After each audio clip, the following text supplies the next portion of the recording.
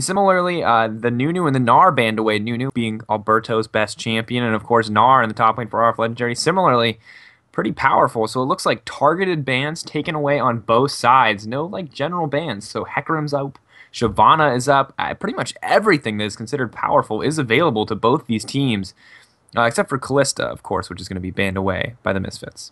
Yep. So fairly interesting bans, and the Urgot ban coming out as the last one. Urgot, of course, never thought we'd reach the point in League of Legends where we say Urgot is a trouble champion, but he definitely has been, whether it be in the mid lane or whether it be in the AD carry role. Definitely don't want to go against that one, but it does, however, leave open the Sivir pickup, which has been fairly contested from an AD carry role, and that's going to be the first pickup here for Cloud9 Tempest. Now, Callista, of course, is going to be that ban away from Laud, a little bit of a target ban as he's shown himself to be so strong on this in the past. Urgot similarly taken away. Just a really powerful champion right now. Similarly, like you, didn't think I'd ever be saying that in competitive League of Legends, but there it is nonetheless. Back from the days of Season 2, I think the Urgot Taric bot lane. Either way, Solo going to lock in that Severe for Laud.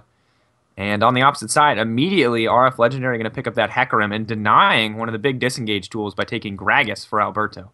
Yeah, and those are just two power picks on this patch right now. I believe when we were talking to Zyrene earlier, if you guys didn't see that, he was on here. We got to do a little interview with him. It was really, really cool. But the Hecarim and the Gragas have just kind of been like banned away champions throughout, basically LCS and in the Challenger Series as well. The powerful pickup, of course, the ability to teleport in with the home guard from Hecarim, just delete an AD carrier, delete somebody squishy on the enemy team. And of course, the Gragas being a tanky frontline, really good engage, really good disengage with his Cask ultimate as well. Just multiple functionality coming out of that jungle champion. Just overall strong. He can gank early on. He doesn't necessarily need to wait to hit level 6, such as like a Sejuani or something else, and that can fill a similar void can happen. So two very powerful pickups coming out already from Misfits, but that does leave open the Sejuani, which we just mentioned right here, and the Thresh actually gets taken away here for Sheep. All right, the Thresh for Sheep is an interesting pick. Of course, not only is that going to be a good pick for Sheep overall, he's proven himself in the LCS to be competent. Also taking that one away from Ramelia, a good choice for Ramelia. Absolutely lethal on those hook champions, has proven time and time again that when it counts, she can find the right hooks in the right situations. But it looks like they've given up one of the most aggressive, one of the most powerful bot lanes we've seen in the AlphaDraft Challenger League. So Nautilus and Lucian going to go over to Intense and Ramelia on the bottom side of the map. And this one, it's an aggressive lane, and I would be surprised to see Laud and Sheep take this one head on. I expect we might see a lane swap, kind of avoid the early game Lucian damage.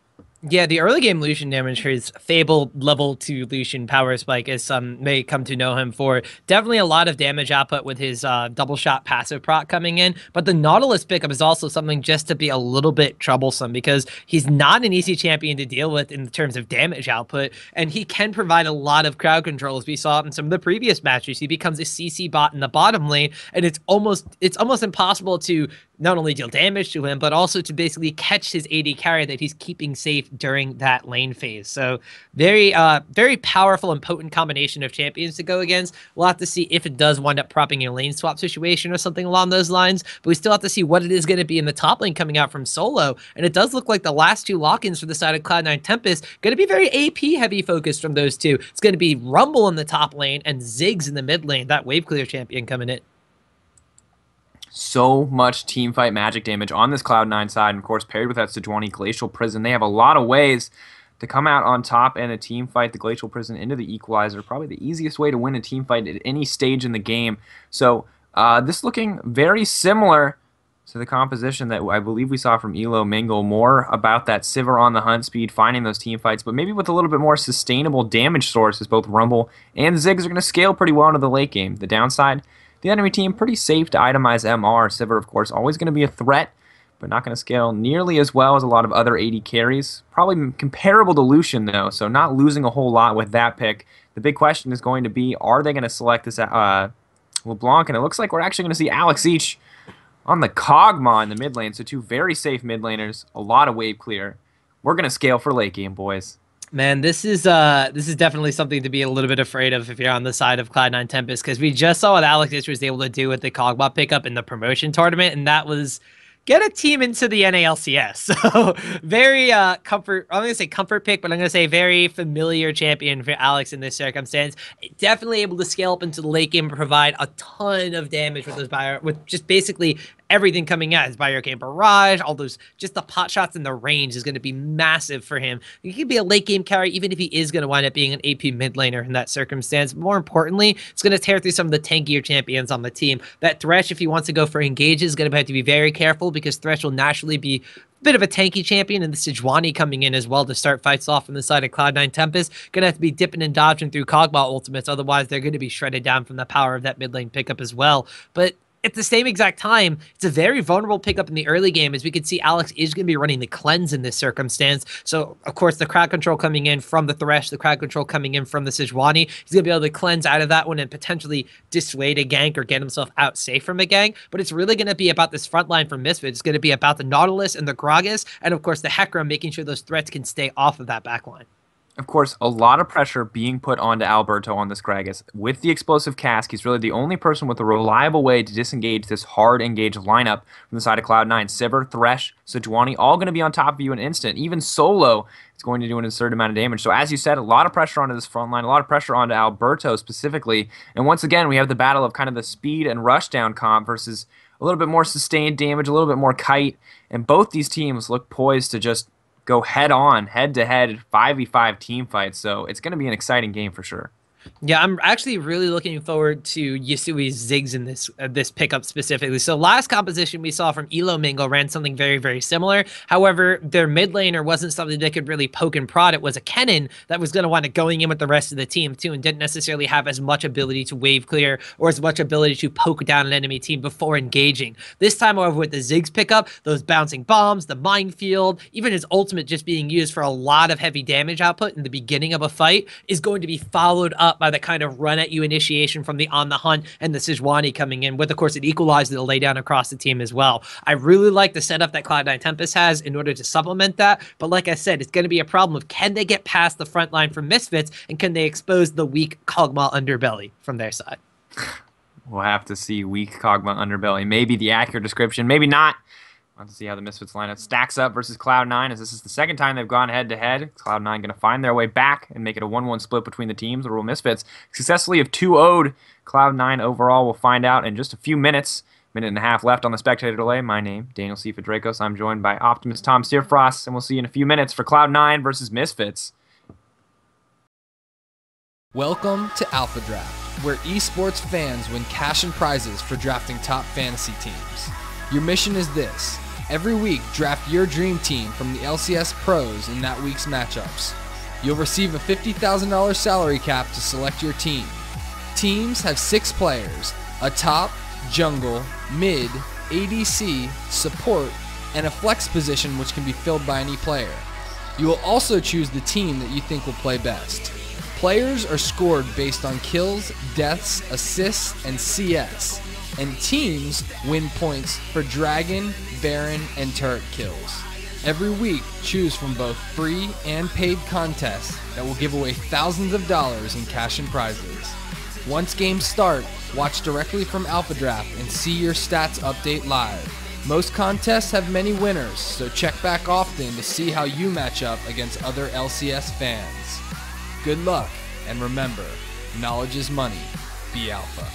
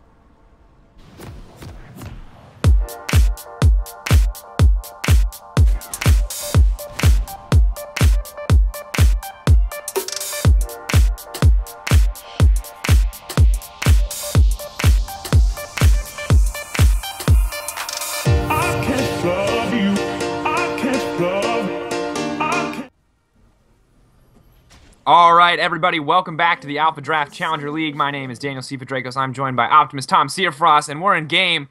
It's Cloud9 versus Misfits. Get hype. Well, hype up in the mid lane already as both mid laners are going to be spamming some taunts and play some wards down on opposite side. Alex and Yasui just saying hello to each other. Top side of the map, RF and Solo going to be doing relatively the same thing, but kind of a standard start from what we've seen in the AlphaDraft Challenger League so far. A little bit of a line of scrimmage, a little bit of poking back and forth, and some wards being jockeyed for position from both teams, but overall, nobody wanted to do any sort of level 1 cheeky invade strategies or anything along those lines. And this is, of course, the standard 5-point. It's aimed at getting your lanes off to a safe, kind of healthier start. You're not really going to get too much information on where the enemy jungler is going to start, though. So you are losing out a little bit in that sense, but you will make sure that your jungler starts safely and that you get the lanes that you want. Of course, in this case, going to be the 2v2 bot lane, the 1v1 top. Nothing tricky. Some pretty standard setups here, and while it is what we've seen today, we have seen teams push for lane swap wards early on. Doesn't look like we'll see that, though. Thresh and Sivir moving up here. It looks like they may want to pull the wave to try to get a fast push started. It looks like they are predicting the Gromp start here from the sides of Misfits. Yeah, so they are already in that brush, looking like they want to try to get the push down as soon as possible. Intense and Remelia, in the meantime, going to be taking the Grump for themselves, trying to get that early experience advantage, hit level 2.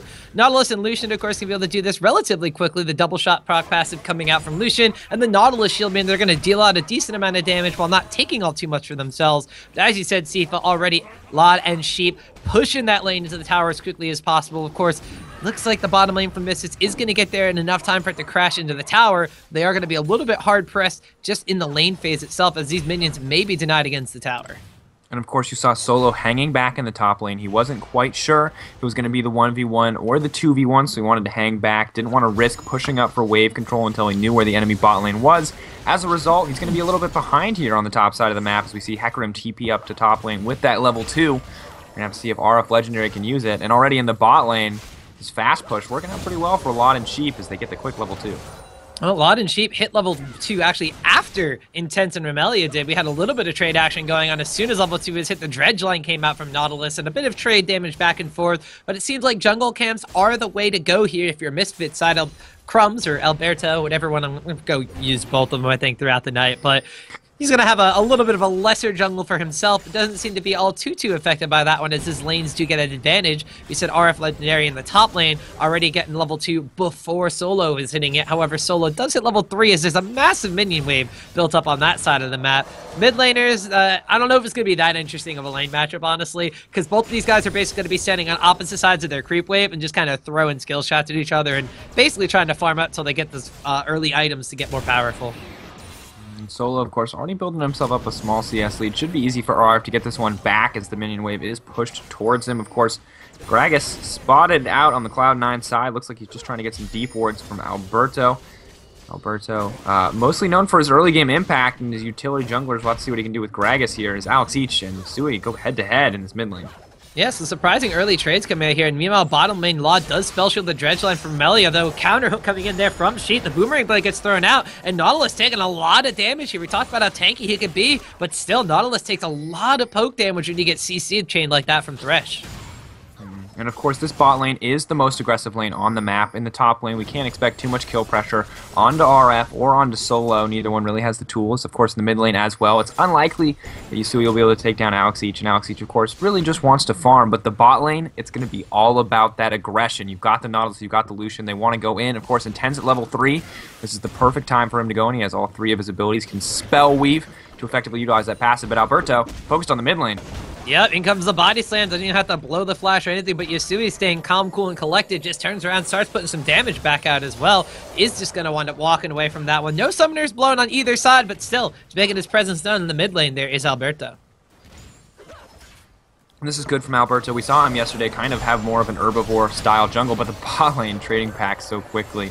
Nothing going to come from it. Alberto, more herbivore focus, tending to clear his own jungle camps, tending to be a little bit more patient on that today. Back to his more aggressive style, trying to get some pressure down this mid lane, trying to make sure Alex Each can farm safely.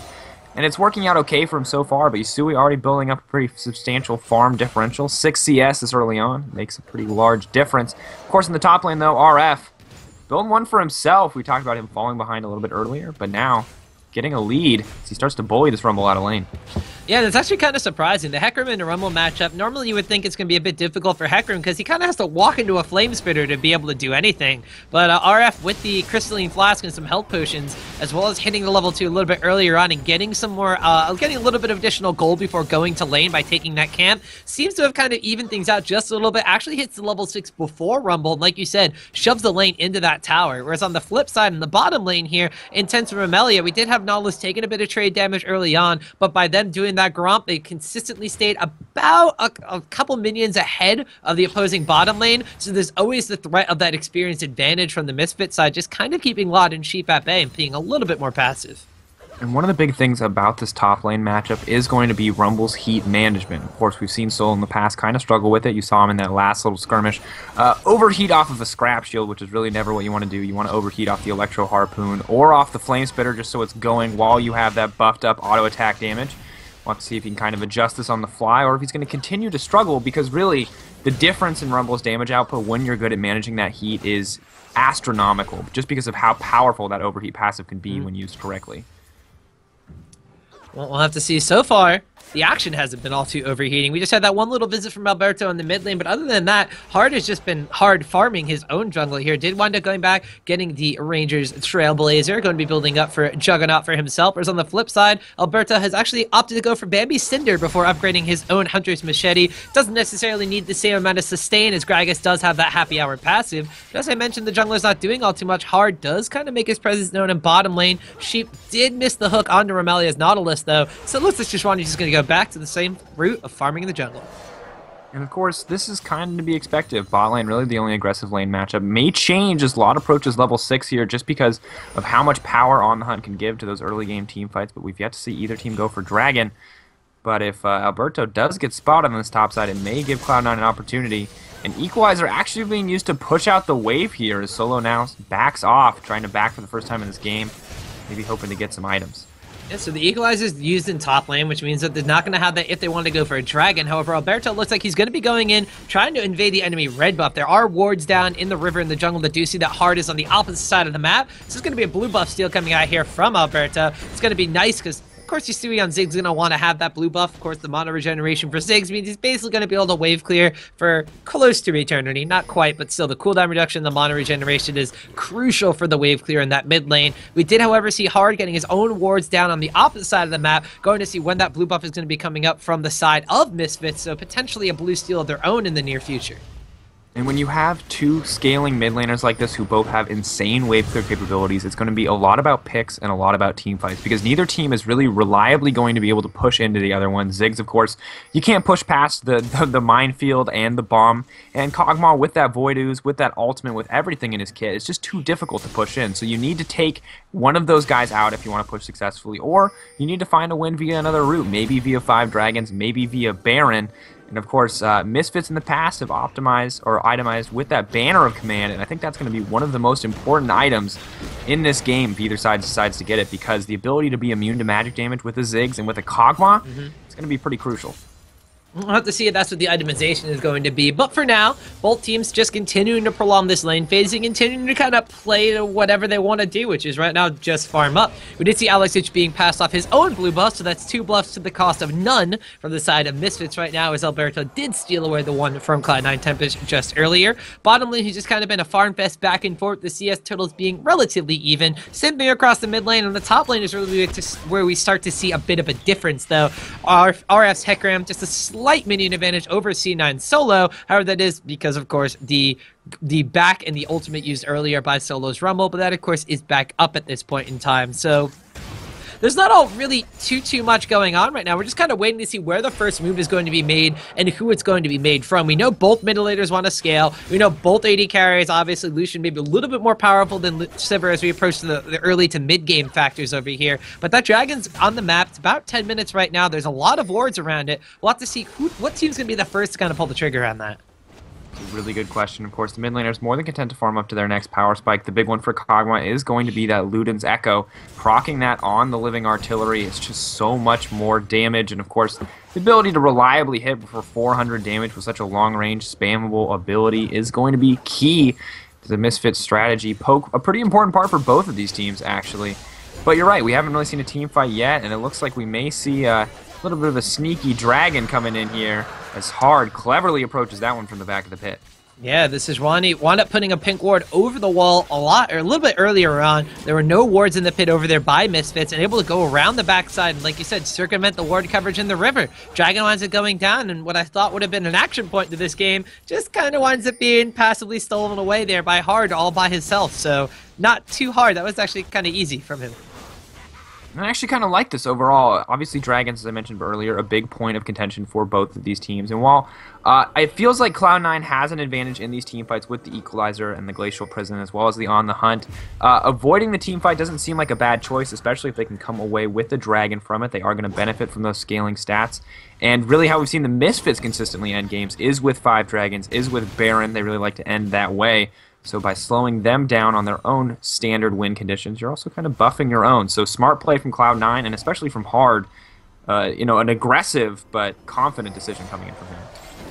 So we do actually have, looked like the Misfits bot lane wanted to go back, but a quick hook out there from Sheep is going to stop that plan dead in its tracks here. Level 7 on both of those bot lanes. The top laners both approaching level 9, and continuous farm going across in this game here. So far, looks like a flay going for there from Sheep, but now Lot is the one that gets hit up with the depth charge to flash away from Intense in that circumstance here. The culling as they wind up backing away, but another flash is burned there by Remelia, and Cloud9 Tempest bottom lane coming out ahead after a nice flay backwards there to start the fight for Sheep. Alright, if they wanted a point of contention, this is going to be it. Of course, both junglers on the top side, both top laners there as well, so we could see the 2v2. But if they wanted a pressure point for the junglers to go, it is going to be this bot lane, of course.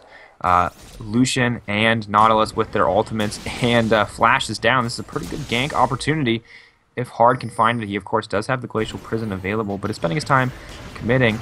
Solo could be in trouble, though. Yeah, RF goes in, and Gragas is there already. A flash away by Solo. He wants to throw down the Equalizer, going to go across RF and Alberto. RF taking a lot of damage. Over the wall comes Hard. The ultimate comes out as well, and Sejuani picks up it for his blood. Great Glacial Prison usage right there. And now Alberto looks like he's stuck on the wrong side of the wall. Who goes through with the body slam and tries to flash on the Solo, but a flash block there from Hard, getting in the way between him and his carry here. Top lane, it's a 2 for 0, and in the bottom lane, a kill goes across to Lod onto Intense at the same time. All of a sudden, after a calm lane phase at 12.5 minutes, 3 kills to none in favor of Cloud9 Tempest. And really got to give it to Solo there. Excellent placement on that Equalizer. Additionally, excellent heat management. Uses the Scrap Shield into the Flame Spitter, into the Overheat. His auto attacks and the Flame Spitter just doing way too much damage. Way too much for Alberto to contend with Elise, as he will go down there. And now 3-0 for Cloud9. But got to be careful. Misfits have come back from worse before. They fall behind against Frank Fang Gaming in the early game before as well. So Cloud9 has to be careful about how they snowball this lead. If they make a missteps, Misfits will be sure to capitalize on it. Well, we're going to have to see what happens when they start moving towards objective play. The bottom lane tower has been taken out now by the Cloud9 Tempest duo lane of Sheep and Lod. Where is the next movement for that? Are they going to rotate towards mid lane? Is the motive to try to out-pressure Alex Ich while his Kog'Maw is still relatively weak, has yet to complete the Athena's Unholy Grail, and has begun stacking up his tier, but obviously hasn't turned it into basically anything that he'd use for damage at this point in time. The Archangel Staff is still very far away from being completed. He has about 1,000 gold in his inventory, so not necessarily a powerful Kog'Maw at this point in time. Is the tower going to be the focus? Are they going to wind up trying to get vision control around the enemy blue buff area, as they know that's going to be up in just a couple of seconds? It is actually up right now as I'm saying it here. Whew, it's like I have internal timers or something like that. But Cloud9 Tempest, it's their map to start moving around now, and their map to start putting pressure on after taking that bot lane. And this is interesting itemization coming in from Alex, of course. Is going to help him match that wave clear of Ziggs. Ziggs rushing the early Grail just has more of an advantage and just more reliable wave clear. Multiple AoE abilities. The source is Kog'Maw kind of limited to the Living Artillery and the Void Ooze. So keeping up with Ziggs as far as wave clear goes, but it's going to make him scale a lot later into the game and going to delay that power spike for him. So we'll have to see if it works out. Obviously putting himself behind in kind of an awkward way, but will help him protect that mid lane turret. Dragon, after we see that blue buff go down, Dragon will be up in 1 minute and 30 seconds, and it looks like the Scuttle Crab is in favor of Cloud9 currently. We'll have to see if they can keep that one for the next Dragon starts. It's going to be a pretty important point. Cloud9 just looks so dominant. There's really no pressure anywhere on the map, but the ward coverage on the top side, they let a gank go through, as we see in Alberto moving up there. I'd be really surprised to see what the situation around Dragon is going to actually be like for both of these teams. We do see Alberto kind of popping up towards top lane. RF was actually in a little bit of trouble there. Solo hit level 11 and did a massive amount of damage with those Electro Harpoons, slowing down the Hecarim and effectively lowering his DPS output because of that. But around the Dragon Pit area, like I said, this Cogma has hit level 11, just bought the Athene's and Holy Grail, doesn't really have a lot of items to deal damage in this power, like in a power spike sense. Intense's Lucian has yet to complete an Infinity Edge where it's already been completed by LOD. So if 30 seconds from now that Dragon comes up, I wouldn't be surprised to see Misfits just give it over. The second Dragon does give a little bit of turret damage and might help take down the top or mid lane outer tower, but I don't necessarily know if Misfits are in the situation to try to fight this one right now. They do have the teleport and the home guard from Hecarim though, so we'll have to see. It could all just come down to positioning and placement of wards. Yeah, but without the home guard and without a way into the back line, Hecarim's really going to struggle. Ziggs, of course, does an excellent job stopping that Hecarim all in, can just throw down the minefield when he sees Hecarim coming. Will stop that at home guards immediately. Rumble, similarly, has some pretty sufficient power spikes. Is going to have level 2 equalizer. He has it now. Of course, going to do about 1,000 base damage with that ability alone, and 2 magic penetration items already built. Working on, of course, the Zhonya's now to follow up, but Solo going to do an immense amount of damage if he can find the equalizer on multiple targets. So Cloud9, even without the gold advantage, I still feel like the teamfight would go in their favor, just based on the level advantages that their team seems to have. Like you see right there, Cloud9 Tempest going to be picking up their second Dragon, relatively uncontested. Alex was kind of poking and prodding with his Bioarcane Barrage, but nothing to avail right there. No big fight, no giant contesting of the Dragon there, and it is going to go over to the living artillery was being poked out over there. Man, I'm confusing everything tonight. But it is going to be C9T with their second Dragon of the game, giving them a little bit of extra pushing power to those towers and structures. But now this bottom lane wave slowly being pushed up as Sheep and Hard going into the enemy side of the jungle, gonna try to steal themselves away a Gromp and just slowly but surely creep up on Misfits side of the map with this massive amount of ward coverage. It's just like 5 or 6 wards down in that blue buff area all by themselves. Of course, Ziggs going to use that ultimate just to push out the mid lane. Yasui going to take a side camp as well, using this opportunity to back and pick up some Sorcerer's Shoes. That combined with the Needsley Large Rod, improving his score immensely. Of course, Alex has finished the Unholy Grail, now finally itemizing for the Luden's Echo as he stacks up that tier. 541 stacks already. Cloud9, though, looking dominant on the bottom side of this map as they start to push in. It's pretty even, though. 3 members from both sides. No, 4, sorry. Man advantage for Cloud9 in the mid lane. This is what I thought was going to happen as soon as the lane phase ended, but they waited for that second Dragon, and they waited for the power that they were going to be getting off of that, the extra Dragon buff. They're going to be getting the 15% damage to the structures off of that. So by doing so, they're going to be moving towards this mid lane, but as soon as I say that, let's say they kind of just wave clear for a bit and decide, hey, we have some gold in our inventory after all that wave clearing, let's go back and buy some items. But if they start focusing down on this mid lane, or maybe even moving up towards the top lane, it's going to be great to abuse the fact that that Sivir wound up getting her first big item before the Lucian. Intense has gone back to bottom lane, and they're sending Solo down there. If the fight starts on the opposite side of the map, Solo's going to be able to teleport into that, and Intense is not going to be able to, and I don't even know if he's going to be able to do that Rumble straight up here. Intense takes a Harpoon to the face and a little bit of Flame Spitter damage, and immediately has to dash away.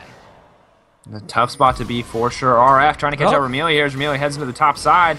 Beyond the hunt, there's the hook coming in from Sheep. The count onto Remilia. Now the box is out here. Depth charge goes out onto Sheep. Tries to flash over the wall, but Lod's going to pick up a kill right there. Alberto and RF are on the backside here, but I don't think they want to go in because all of a sudden there are 5 members strong from Cloud9 Tempest up in this top lane. Lucian has gone back to base, is going back bottom. Alex Itch and Kog'Maw still in the mid lane, but the Mega Inferno Bomb used to wave clear out that mid lane, so Alex can't even counter the pressure on this top lane. Cloud9 Tempest, they get a tower and a kill for that. Excellent map movement from Cloud9 coming in there, and good use of that vision to capitalize and use this mobility that Lod has to get the pick necessary. As we talked about, there's just too much wave clear on both of these teams to take a tower without a pick. But Cloud9 find a pick, they transition it, they outmaneuver Misfits completely, and as a result, they're able to snag themselves yet another tower, pushing their gold lead about 5K. Yeah, this has just been, so far, all Cloud9 Tempest game. Obviously, it's still less than 20 minutes in. Even a red buff steal coming in right there from Lod. Very, very impressive stuff for the Boomerang Blade, stealing that one away, even from the Smite. We have Yasui coming down from the bottom lane. He's going to wind up wave clearing against Intense, making sure not even the bottom lane tower at low HP is going to wind up falling down to them. But Cloud9 Tempest has just been everywhere on the map. Their ward coverage has been ridiculously good, starting with that sneaky Dragon that Hard took by himself due to good ward coverage around the Dragon Pit and going into a hole in Misfits' vision, to all these wards that Alex Itch is now clearing out by the blue side of the map here. They're going in and contesting yet another buff. early on, Alberto was able to steal away the second spawn blue buff and get his own team's second spawn blue buff, but I don't think they've gotten a buff since then, and it's been like 13 to 12 minutes. That's 2 extra rounds of buffs that have gone down in that time, that all of them have gone to Cloud9 Tempest. Yeah, the third and the fourth buff going to Yusui is really going to hurt Alex Each. Of course, his itemization will minimize that effect with the Grail, with the Tear of the Goddess. Should be able to still safely clear out these waves, and shouldn't have having too much trouble laning. He does have, of course, have about 2k gold in his inventory, so very close to that next major item spike, because we see RF and Alberto. I'm going to take this, maybe a little too aggressive.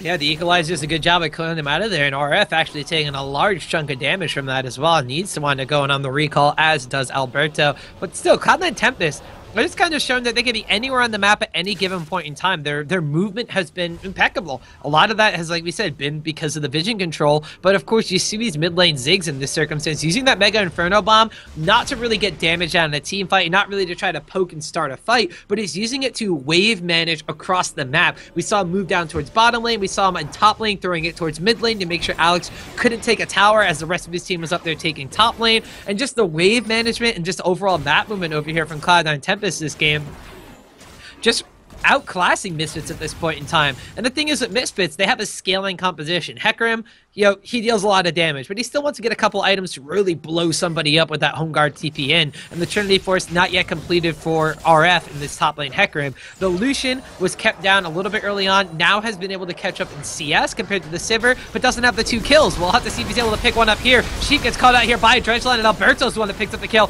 Heal goes up, but Remelia's going to wind up falling here as Sivir pops on the hunt and picks up a kill, but in comes RF Legendary. There's the teleport and the devastating charge, able to pick up a kill. Hard is going to wind up falling after that one. They do finally pick up a kill on Intense as in comes Yasui. Bombs are thrown in random directions here. Alberto trying to get himself out of there. A flash and a bomb, not going to find the kill onto Gragas. Another bomb just going to go over the wall here. Dipping and dodging is Alberto, and he is going to be able to get himself out of there. And just as I say, Cloud9 Tempest is looking great. Misfits respond with a couple kills for themselves.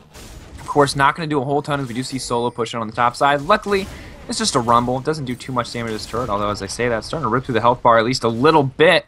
Of course, not gaining too much back from that Misfit's going to get a lot of lane pressure, but excellent play from Yusui. A brilliant flash to get out of range of that Void Ooze. Could not risk getting slowed down, but his living artillery is now doing so much damage. Each of those Luden's Echo procs hitting for about 100 apiece. That combined with 180, 190 base damage, about 300 damage with each and every one of those, and on a very low cooldown, only 1.1 seconds on that Kog'Maw. That's insane. I mean, that's a ridiculous damage output. Yeah, and like we said, Alex Ich, even though he's had his waves cleared against them, he hasn't really been able to pressure the mid lane tower. All he's been doing is farming up and stacking up that Kog'Maw. Like you said, Luden's Echo completed, Athene's Unholy Grail, a fully stacked Tear of the Goddess that is just waiting and willing to be turned into an Archangel Staff at the next given point in time, and immediately upgraded to a Saris Embrace, giving Kog'Maw that power spike that he really needs. And actually, because they haven't really been threatening mid lane all that much and just been a wave clear kind of fest in that area, he doesn't even have boots to his name yet. He doesn't need those, so he's going for those big ticket items. Bottom side of the map, the Lod looks like he was trying to go for some wave clear, gets caught out here. Good movement here by Intense and Alberto, able to pick up a kill off that one and the tower. And just excellent pressure game coming in here for Misfits, really hitting their stride in this mid game as they find their way back in. Only a 3k gold deficit now in RF. They trade out here, but it looks like Misfits may be able to secure their first dragon off the back of that one. Alex Each now with the Luden's Echo finish just does so much damage.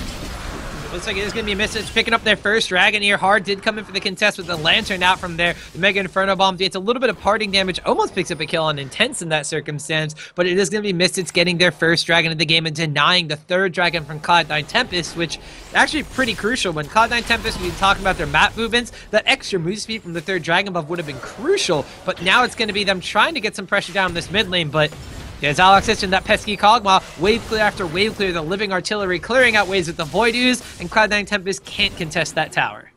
And this is what we're going to see for most of the game. I think we are finding kills back and forth, but it's going to be really tough for either team to take a tower, especially now that we're in that mid-game point. Cloud9's only real option is this mid lane. They're not going to really have any chance to break the second tier towers. But when Alex Ich is alive, healthy, and packing a cleanse, it's just not really a way to get through all that wave clear, even with just the ridiculous amount of damage present on the side of Cloud9. We'll have to see if they try to force a tower dive here in the near future, or if maybe they look for some picks, as you see a lot of deep vision on the top side of that jungle. Of course, Baron, always an option for both these squads. Only 25 minutes in, though. We'll have to see kind of a waiting game for both these teams, and we'll have to see how it works out. Both these teams honestly scale pretty well into the late game. I got to give a little bit of an edge to Solo, though, on this Rumble in the top lane, just because Rumble's Equalizer does so much at every stage of the game, and I feel like RF, without the smite on Hecarim, without the ability to use that challenging smite on enemy carries, may get knocked down pretty quickly, as he just doesn't have the tanky stats quite yet. Yeah, that's actually very true. But not running the challenging smite, he's not going to get that extra little oomph on top of the ridiculous home guard DP damage he already does. But more importantly, he's not going to be reducing damage from an enemy carry. So that means if he tries to go into Alex Edge or he tries to go into Intense, they can just kind of turn towards him. And if they have the peel coming out from a Nautilus, if they have the cast coming out from Gragas, they can just kind of turn around and just blow him up to some extent. We see him making a bit of an adaptation towards that now as he's picked up the Spectral Cowl, going for some magic resistance against this Cog Bomb. Potentially going to be going for a Spirit Vision of his own or maybe a Banshee's Veil in the later stages of the game. We'll have to see. But yeah, it's going to take him a little bit while to get those tanky stats to wind up withstanding some of the damage that's really going to wind up coming in from this enemy team here. But we'll have to see. Right now, it looks like Misfits are going to be the ones that maybe want to make some movements in the mid lane here. Alberto and Remelia kind of grouping up with Alex Hitch, but once again, the minions crash into the tower, and it's a wave clear mid laner. Ziggs just throwing those bombs out in that minefield. They don't want to contest that mid lane tower. And look at the farm for both these mid laners. We're 26 minutes in, and there's 321 farm on Yasui. There is 296 on Alex each. These guys have not missed, by the looks of it, a single creep. Their farm is just insane at this stage of the game, and this is kind of what we're seeing. We're seeing Misfits kind of rotate around, try to move to a lane to try to get a turret, to really push and force down a turret, but Ziggs and the rest of Cloud9 just able to respond. They move back and forth, both teams mirroring each other. Neither one really able to find an edge quite yet. Neither team overextending or giving an opportunity for the other one to go in. That's just kind of the way this game, I think, is going to unfold. When you have two relatively safe, relatively long-range mid laners that are going to sit back and wave clear. Once they have their blue buffs on with each other, they're just going to continuously do what they do and wave clear. I think it's really going to come down to a game of objectives. Even though Cloud9 Tempest are rocking about a 3,000 gold advantage right now at about the 27.5-minute mark, we'll have to see, like, if there's a catch from a Thresh hook or a Nautilus hook. That could be something that would give a team an advantage to actually push down a tower. But until then, I think the warding around Baron and around Dragon are really going to be crucial points. We see here Solo clearing out the wards around Dragon. On the top side of the map, we saw Alberto and Remelia clearing out the wards around the Baron buff. Neither one of these teams wants to give up an objective for free, and they always want to be able to have eyes on the map to see where the enemy team is going to be, because if they see a group of members on the opposite side of the map, that means with their normal wave clear, they can start using it as a siege composition and take down the tower with the numbers advantage. Both of these teams so far is doing a really great job of keeping eyes on everybody on the Rift and not letting the enemy team take a small advantage. And really, when you look at the itemization between these two teams and you look at the gold lead can be a little misleading. We're about 3k difference 28 minutes in, and really all that is the difference between the completed Bilgewater Cutlass for Laud versus Intense only having the Vamp Scepter, and of course the Locket of the Iron Solari for Hard versus Alberto still finishing up that Banshee's Veil. So not really going to affect things too much as we see Intense start to even it up even more with the turret take in the top lane. Yeah, we did actually have the Mega Inferno Bomb going up there to wave clear, and maybe Cloud9 Tempest thought that was going to be enough, but with the extra minion wave coming in right there, Intense didn't even have to tank a tower shot to take that one down, so a little bit of a slip up in the impeccable objective coverage thus far this game. It does look like we have the Onslaught of Shadows being used defensively, as well as the depth charge coming out here from Misfits to disengage in that Dragon Pit area. Lod's going to be taking some tower shots and some pot shots there from the Living Artillery coming out from Alex Hitch. Is going to have to disengage from that one, and even though C9 knew that Intense wasn't there and they forced away the enemy top laner, still that Kama keeps them away from that mid lane tower. And it's a tough spot for Misfits to be in, to have to blow so many offensive cooldowns defensively, but it works out for them. Between Alex each in the mid lane clearing out the waves and those cooldowns used to disengage, they didn't really lose anything for that tower. Maybe a little farm or a little pressure on the side of the map, but you can see RF Legendary starting to reset the wave on the bottom side. So overall, well played from Misfits. Not really anything major, but a tower gained and nothing lost, so they are finding their way back into this game slowly but surely. RF has his teleport as he's down in this bottom lane, but because he's not in base, he's not going to get the same oomph behind a home guard TP that he necessarily would normally. Meanwhile, we do see Alberto and Hard just kind of trading blows against each other. Misfits on the backside, though, do decide to just seed this mid lane tower. Dragon is going to be up in just a couple seconds, and this could be a point of contention. Whereas RF, it looks like he is in this fight already, coming around from the back of the blue side area. Cloud9 Tempest have a couple wards down by the Dragon buff area, using those Zig bombs as some zone control. They're the ones to get the pole position in the Dragon Pit. They started up. It's being bursted down relatively quick here. The living artillery comes out from Alex. It's not going to take that away. The hook goes down to Ramelli as Dragon goes down. That's going to be the third one for C9. Tempest is now Lot is in the fray, picking up kills. A flash forward from Solo gets him one on Alberto as well. And it is a 2-for-0 with Dragon going to C9 Tempest. Alex on the back line is dealing a decent amount of damage and keeps Solo from going forward. That's 2 kills for none. And the sight set on Baron for C9T. And of course, this Baron going to be the most important objective for either of these teams. Looks like Cloud9 starting it up quite confidently, and of course with Alberto down, and with RF without a smite, he's going to have our time with this one, but the teleport's coming in. Oh man, RF Legendary going to be coming with the teleport, but he is going to wind up getting hit, and the slow immediately applies to that one. However, the Luden's Echo procs coming out from this Void Staff, Luden's Echo Sorcerer Shoes, Kog'Maw, raining down pain in the Baron Pit, and with, of course, the Baron Passive shredding magic resistant armor, that's a lot of damage coming out from that Cogbot, and between that and the teleport from RF Legendary, C9T just has to back away from that. But that being said, teleport burned for very little on the side of Misfits, and of course, you know, really not going to be able to use that home guard proc effectively against the Ziggs. Once again, that Hextech minefield is just so powerful against a team with Hecarim on it. Hecarim really can't avoid that, and really is never going to get full use out of this home guard's proc if Ziggs is aware of this teleport coming in. So if Misfits want to use that, if they want to use that power, they're going to have to be really clever about it, because Yusui, if he's aware of it, always going to be able to shut it down.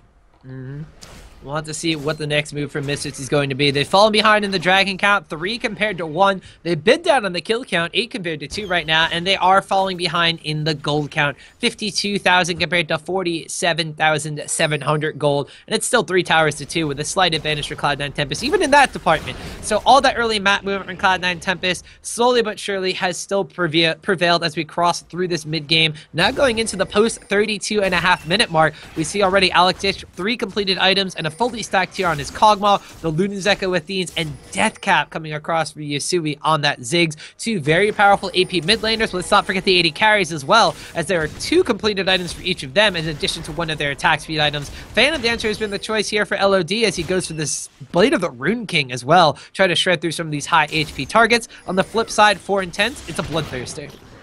And of course, Blade of the Rune King did receive a buff in the most recent patch. The minimum damage on each auto attack increased just slightly.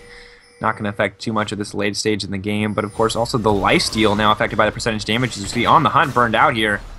Yeah, looks like they're going in. The Righteous Glory is popped as well. They want to go into Intense. He's on the wrong side of the rift in this one. Flash over the wall. Flash after from LOD. The Sivir passive and the Blade of the Rune King gonna be slowing down and catching up in that circumstance. And it's Law that picks up a kill. But now RF in the middle lane trying to get some damage down to the Solo and Hard. But he has to use his Onslaught of Shadows defensively. Looks like the Glacial Prison went wide and only got a small slow onto RF as well. He's gonna wind up going back to base and recalling, but with no teleport available, he won't be able to rejoin the fight. The pings from Cloud9 Tempest are going down. They know he was in the area. They want to cancel that TP, but in the grand scheme of things, it is a 1-for-0 in favor of Cloud9 Tempest as they get that pick on the Intense. And the tough spot about this is that they're clearly trying to bait out a pick here. They clearly want to make Misfits think that they were going for the Baron as they waited in those brushes, but Alex Each, pretty smart, uses the Living Artillery to spot them out, and when it does so much damage, you don't really have any chance to sit in that bush any longer than you absolutely have to. So this Kog'Maw pick, the vision utility that's providing, really keeping Misfits in this game and not letting Cloud9 get away with anything tricky. If they want to win this one, they're going to have to do it by outmaneuvering or outwarding this Misfits lineup. Yeah, but Misfits might actually have to do it without their 80 carry. That's like the second time that Intense has been caught out of the wrong side of a fight in these circumstances. And without that Lucian, just prioritizing some of this magic resistance may be the way to go. A Locket of the Iron Solari had been completed before by Hard, so they have a little bit of extra resistances against Alex just in the mid lane. And if you're able to pick up a kill on the Lucian, that's one of the two-pronged threat down from the side of Misfits. Yes, RF's Hecarim's going to provide a lot of upfront burst damage and will be an annoying factor in fights, but you take out one of the two big damage threats from the side of Misfit, all you have to really worry about is powering through and eventually reaching this Kog'Maw. It's going to be a daunting task in and of itself, but of course, Lod on Sivworthy on the hunt is going to help with that immensely. So we'll have to see here. Can Misfits really kind of keep it together? Because Cloud9 Tempest, we've praised them for their rotations in the early game. We've praised them for their ability to ward up, and Misfits have done a really great job counteracting that. But now Misfits, it's on them to stay together as a team like Cloud9 has been doing all game so far. And really, looking at the gold lead, everything is pretty much even. It looks pretty large, but at 35 minutes, not going to make the biggest difference. One completed item on the opposite side, of course, the Last Whisper, going to be pretty important for the side of Cloud9, so at least that will benefit them in the coming team fight. As you can see, Hecarim has finished the Randuin's Omen, but this is the Ziggs game. You know, when Ziggs is popular on the meta, when Kog'Maw as an AP champion is popular, it's all about the wave clear, and games are going to go long. So, at best, we're going to see a team find a pick, find a way to break these towers, to break the inhibitor line, and at worst, I mean, we may just push it to a 50 or 60 minute game and wait for that one big fight where all it's going to take is a single round of death timers to end the game. And who doesn't love those games? The slow wave clear grind, the throwback to the Korea Easy Hoon Ziggs era. Oh, it's back. Oh, how we missed you. Maybe not entirely. CLTU tribute. Man, that would be an interesting matchup. A Ziggs versus Anivia, so you could wave clear more. But nowadays we have AP Kog'Maw in the mid lane to make up for it. But this dragon spawning in 5 minutes may be a break to some of the silence we've had thus far. It will be the 4th dragon for Cloud9 Tempest if they so choose to go for it, but it looks like instead they want to try to catch the jungler. Alberto is going to use the cast, try to disengage this one, and it catches Sheep as he gets thrown into the enemy team. Now RF coming into the back line, trying to get down on Yasui and Lod. Lod gets chunked down to half. The Mega Inferno Bomb trying to get some damage down to Alex and on the Intense. Does wind up helping a little bit. Meanwhile, RF did get peeled for, did get blown up in the back line, unable to take down Lod in that engagement here. So that is top laner traded for support, but in come the living artilleries. Can Cloud9 Tempest put on their dancing shoes? Yasui takes one. He satchels himself out of there and is not going to take another shot to the face from that one. That is going to be a 1-for-1 trade. Hecarim traded for Thresh in that, but now the dragon positioning, not only that, but the mid lane tower going down in favor of Misfits. They position themselves for dragon. This could be their second one. And despite the fact that it was a support for top laner trade, Misfits still come out on top due purely to Alex Each and that impressive wave clear. They have to be careful though. Teleport coming in from Solo over the wall. Hard goes in as well. They catch on to Alex Itch. That's going to be massive. He goes down. Hard's the one that picks up the kill credit, and he smites the dragon down. Great job by Cloud9 Tempest to contest against this one. And Ziggs coming in. The minefield picks up a kill onto Intense. The heal coming out from Ziggs. The flash forward from Yasui. Alberto trying to get his last drink in there, but Hard is going to pick up the kill on that one. Cloud9 Tempest all of a sudden flipped that one on their heads. They lost the initial fight, but Misfits get too greedy for Dragon. It's now a 4-for-none after that, and Cloud9 Tempest look like they're going for Baron. Of course, Solo in that fight just showing up big, that massive damage on that Rumble, just ripping through those health bars. Once again, excellent heat management. He struggled with it earlier in the game. He's coming back big in these mid to late game fights, and Hard didn't even die to that Acathian surprise, that Kog'Maw passive. So Cloud9 walking away with a huge lead now. Earlier I said 3K, 4K might not have mattered. 8K matters. Baron buff matters, 4th dragon matters, and Cloud9 are in absolute control of this game. Man, Yasui now with double buffs in addition to that Baron buff picked up. Lod also rocking a 5, 2, and 3 scoreline. Hard 4, 1, and 7 on this Sejuani. And Cloud9 Tempest, they have been playing this one pretty much as a team across the board. Everybody's been able to contribute. These Sejuani initiations, 1 or 2 ultimates may have gone the way of Xmithy, but we did see a lot of good engagements, especially that one to re-engage around the dragon fight. The teleport coming in from Solo was crucial as he was just able to flash in and stick to Alex Itch like glue. And because that combo was out of there, because Intense eventually wound up melting down, the 2 damage threats were gone from Misfits and they couldn't do a thing, despite Misfits despite Cloud9 Tempest not having all of their members at the start of that fight. And now this is where the wave clear becomes the siege. The Baron buff minions are going to provide a big front line and a lot of damage onto these structures, and this is where Yasui with those double buffs on Ziggs is going to become deadly. Those bombs, that wave clear, everything all of a sudden becomes death in face of the underneath an enemy tower as opposed to just wave clear for your own tower. Now, I still really want to see that banner command. I'm not sure if we're going to see it this game. It looks like Cloud9, though, flexing their muscles a bit as they push in here. And Alex Each can't kill champions and the minions. Has to pick between one or the other. Chooses to damage the champions here and is going to lose the tower as a result.